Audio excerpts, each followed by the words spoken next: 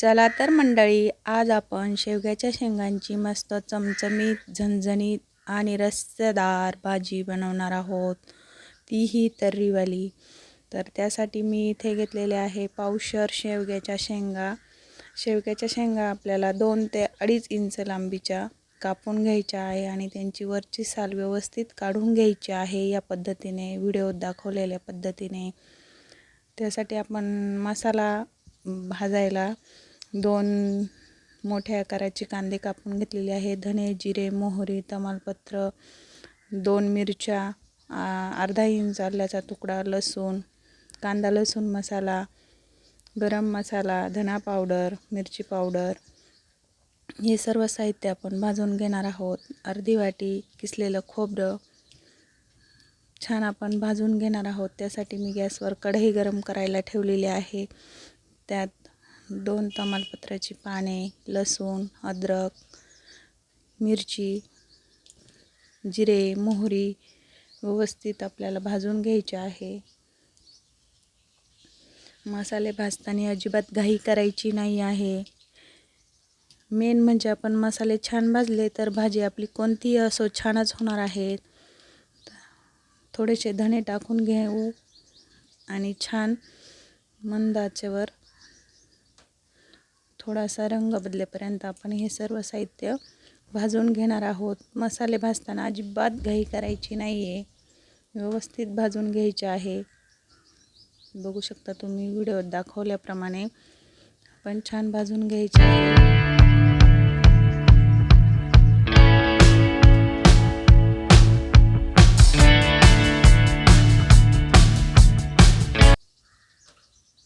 त्यानंतर आपण 2 मिडियम आकाराचे कांदे छान बारीक उभे चिरलेले आहेत, तेही आपण भाजून घेऊया.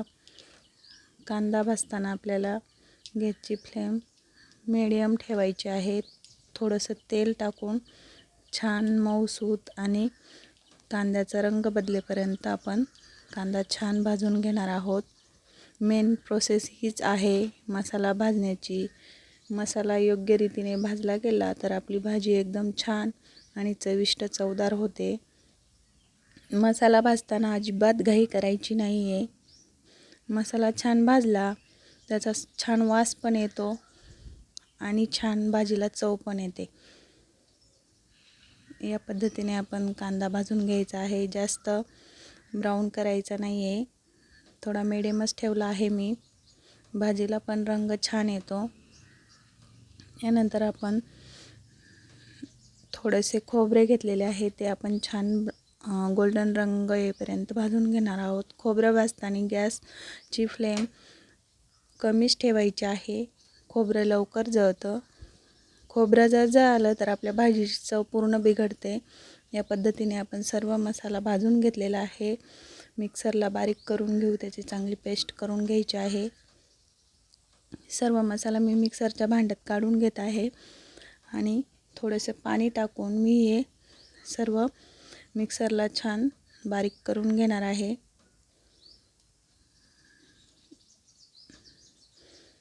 गरजेनुसार आपण यात पाणी टाकून छान पेस्ट तयार करायची आहे.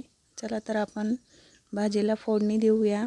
त्यासाठी मी 2 पळी तेल कढईमध्ये कडकडीत गरम केलेलं आहे आणि त्यामध्ये आता आपण काश्मीरी लाल मिरची पावडर 1 चमचा,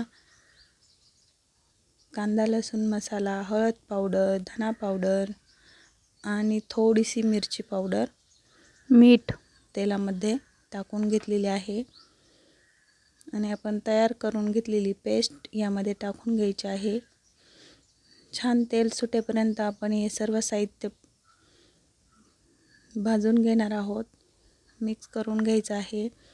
मसाल्याला छान तेल सुटलं की आपण यामध्ये लगेच आपल्या शेंगा टाकून घेणार आहोत. आपण शेवग्याच्या शेंगा उकडून घेणार नाही आहोत. उकडून घेतल्यामुळे शेंगांची चव थोडीफार तरी कमी होऊन जाते.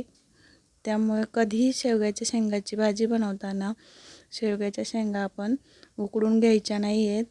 तर तुम्हाला मी व्हिडिओत दाखवतेच आपण काय करायचं आहे. तर आपल्या शेंगाही छान शिजतात आणि भाजी पण चवदार होते.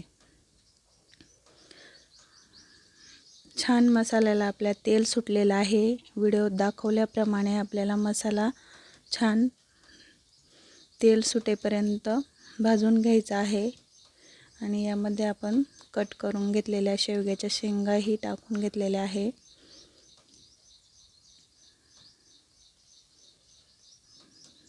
छान आपल्याला हे मिक्स करून घ्यायचे आहे यामध्ये मसाल्यामध्ये. आणि गॅसची फ्लेम एकदम कमी करायची आहे. गॅसची फ्लेम कमी करायची म्हणजे आपला मसाला करपत नाही खाली. पूर्ण छान आपल्याला मिक्स करून घेणार आहोत आपण. छान मिक्स करून घेतले की यावरती झाकण ठेवून घेणार आहोत.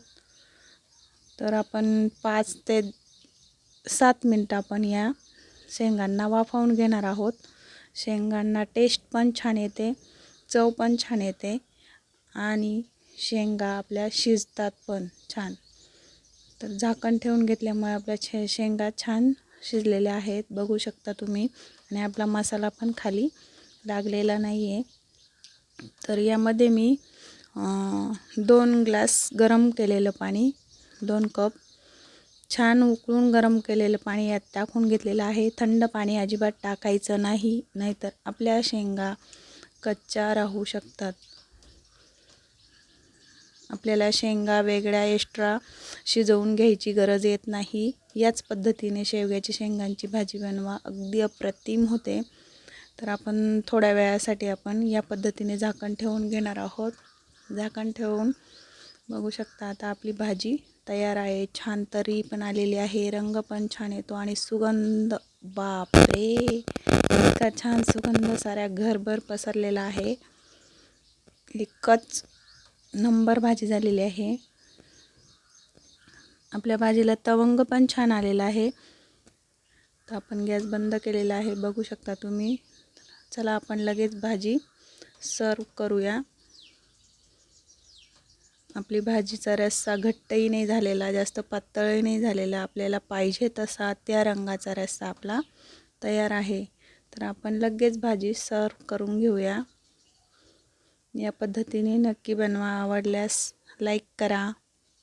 चॅनलला नवीन असाल तर चॅनलला सबस्क्राईब करा आणि एक कमेंट करून नक्की सांगा कशी वाटली आजची रेसिपी पूर्ण बघा. आजची रेसिपी आवडली असेल तर एक लाईक करा आणि कमेंट करून नक्की सांगा. आणि महत्त्वाचं म्हणजे व्हिडिओ पूर्ण बघितल्याबद्दल सर्वांना थँक्यू. असेच नवनवीन व्हिडिओ बघण्यासाठी आपल्या चॅनलला सबस्क्राईब करा आणि आपल्या घंटीच्या बेल आयकॉनवर प्रेस करा. धन्यवाद.